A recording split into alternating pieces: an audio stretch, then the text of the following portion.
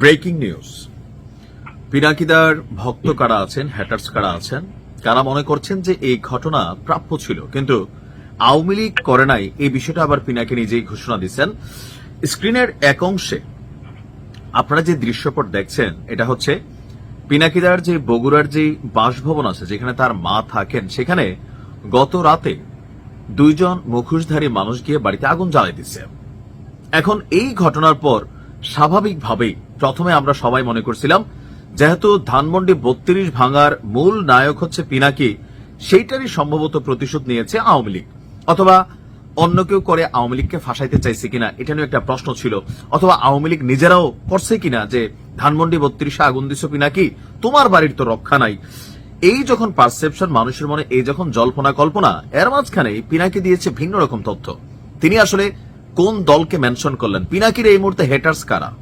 আওয়ামী লীগ এবং বিএনপি, জামাত ইসলাম ফুল ভক্ত, এনসিপি আরো ভক্ত, কিছু কিছু নেতাদের সাথে দ্বিমত আছে।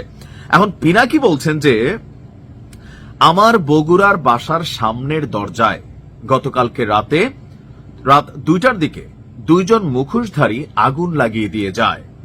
আপনারাই বলুন, আমার বাসায় বগুড়া শহরে আগুন লাগানোর দুঃসাহস কার হতে পারে? আমরা দাদা মনে করি এখানে অনেকেই করতে পারে, কারণ আপনি অনেকেই আঙ্গুল দিয়ে রাখছেন, এটাও হতে পারে। আচ্ছা, তো এখন পিনাকি বলছেন যে আওয়ামী লীগ এই দুঃসাহস করে নাই, তার মানে কারা করছে? জামাত ইসলামও করে নাই, আওয়ামী লীগও করে নাই, এনসিপি করার প্রশ্নই আসে না, আরো যে রাজনৈতিক দলগুলো আছে তাদের তো সেই কলিজাই নাই। তাহলে তিনি আসলে বিএনপিকেই বুঝাইতে চাইছেন অলিখিত ভাবে। তিনি বলছেন যে আওয়ামী লীগ এই দুঃসাহস করে নাই, বাসায় আমার বৃদ্ধা মা থাকেন, এই পিশাচদের সেই বোধটাও নাই, এরা করতে আসছে রাজনীতি। কারা? ভাসুরের নাম মুখে নিতে হয় না আমাদের রাজনৈতিক অঙ্গনে, আমরা বুঝতে পারি যে এখানে তিনি অলিখিতভাবে বিএনপিকে আসলে ইঙ্গিত দিচ্ছেন, যদিও তিনি বিএনপির নাম নেন নাই। তারপর তিনি বলছেন, আমি বগুড়াবাসীর কাছে আমার পরিবারের নিরাপত্তা কামনা করছি, আর এই দুর্বৃত্তদের বগুড়ার মাটি থেকে উৎখাত করার আহ্বান জানাচ্ছি। এখন এই দুর্বৃত্ত কারা?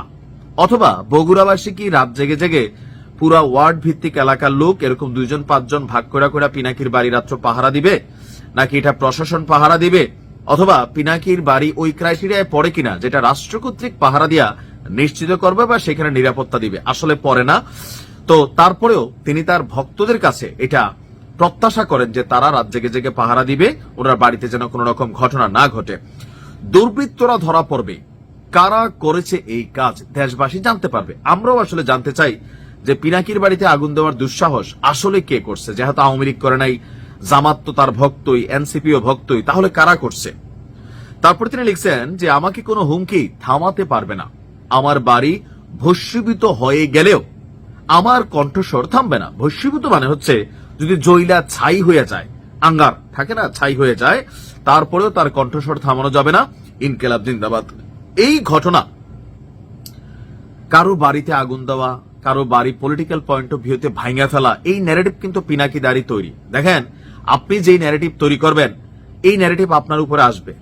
এখন আপনার বাড়িতে রাতের আধারে একতারা আগুন দিছে, কোন এক সময় কিন্তু দিনের আলোতে দাদা আপনার বাড়ি ভাঙা ফেলবে, কারণ 32 যে ভাঙছেন আপনি, এইটার একটা ঝাল তো আওয়ামী লীগের আছে, মনে মনে 100% আছে। তবে এখনের এই ঘটনা আওয়ামী লীগ করে না, যেহেতু আপনি বলছেন বা আওয়ামী লীগের সাহস হবে না, তাহলে কারা করছে? আপনি কি বিএনপিকে ইঙ্গিত দিচ্ছেন? তবে এই খেলাটার শুরুয়াত, বাংলাদেশে অনেক কিছুর শুরুয়াত হয়েছে। মব কালচার দেখছি, মানুষের বাড়ি ঘরে লুটপাট দেখছি, তারপর হচ্ছে ধান্দা বাণিজ্য দেখছি।